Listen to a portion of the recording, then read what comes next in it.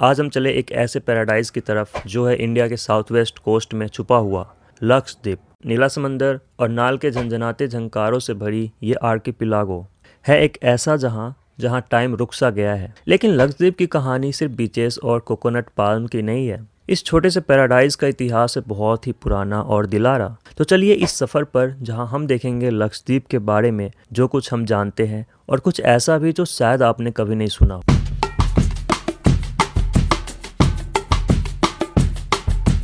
लक्षद्वीप के बारे में कहा जाता है कि धरती का एक बहुत ही पुराना टुकड़ों में से एक है।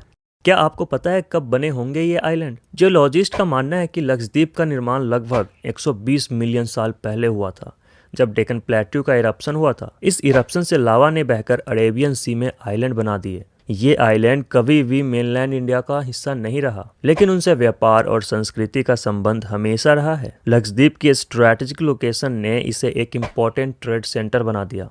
प्राचीन काल में अरब, फिनीशियन और रोमन ट्रेडर इस रूट से गुजरते थे और लक्षद्वीप उनके लिए एक आराम और व्यापार का ठिकाना था। यहाँ से कोकोनट, कोपरा, मांस और मछली का व्यापार होता था और ये आइलैंड्स बहुत ही समृद्ध बने। लक्षद्वीप के बारे में बहुत सी कहानी सुनी जाती है। कहा जाता है कि यहाँ छुपा है समुद्र डाकुओं के खजाने और यहाँ तक कि एक खोई हुई अटलांटिस सिविलाइजेशन भी इस आर्किपिलागो में छुपी हुई है। लेकिन ये कहानियाँ कितनी सच है ये तो कोई नहीं जानता।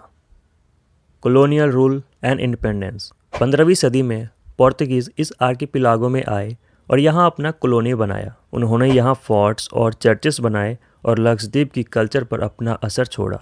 लेकिन 18वीं सदी में मैसूर के राजा ने पोर्तुगी को हराया और लक्षद्वीप को अपने राज में शामिल कर लिया। 20वीं सदी में इंडिया को आज़ादी मिली और लक्षद्वीप भी एक यूनियन टेरिटरी बन गया। आज लक्षद्वीप में लगभग 60,000 लोग रहते हैं। यहाँ की ज़िंदगी बहुत ही सिंपल है। लोग मछली पकड़ते हैं, कोकोनट फार्मिंग करते हैं और टूरिज्म से भी इनकम कमाते हैं। लक्षद्वीप की अपनी यूनिक कल्चर है जो मलयालम और अरेबिक कल्चर का मिश्रा है। यहाँ के लोगों के लिए प्राकृतिक बहुत ही इम्पोर्टेंट है और वे उसे बचाते हैं। इस छोटे से पैराडाइज में कोई कार्स नहीं चलते और प्लास्टिक भी बैन है। यहाँ आपको सिर्फ शांति और सुकून मिलेगा।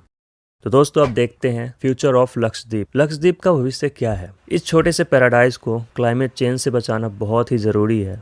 सरकार यहाँ रिन्यूएबल एनर्जी सोर्सेज का इस्तेमाल कर रही है और लक्षद्वीप को एक सस्टेनेबल टूरिज्म डेस्टिनेशन बनाने की कोशिश कर रही है। हम सभी को इस पैराडाइज की रक्षा करनी चाहिए और उसे आने वाली जनरेशन के लिए बचाना चाहिए। तो दोस्तों ये थी लक्षद्वीप की कहानी, एक ऐसी कहानी जिसमें है प्राकृतिक का सौंदर्य, हिस्ट्री का रहस्य और एक सिंपल लाइफ का सपना। यहाँ आकर हम सीख सकते हैं कि कैसे प्राकृतिक के साथ मिलकर रहना है और कैसे एक सस्टेनेबल लाइफ जी सकते हैं। आप लक्षद्वीप के बारे में क्या सोचते हैं? आप यहाँ कभी आए हैं? कमेंट में ज़रूर बताएं। तो शुक्रिया दोस्तों, फिर मिलेंगे किसी और कहानी के साथ। तो हमारे चैनल को सब्सक्राइब करना ना भूलें, कमेंट करके अपनी राय दें और वीडियो को लाइक करें।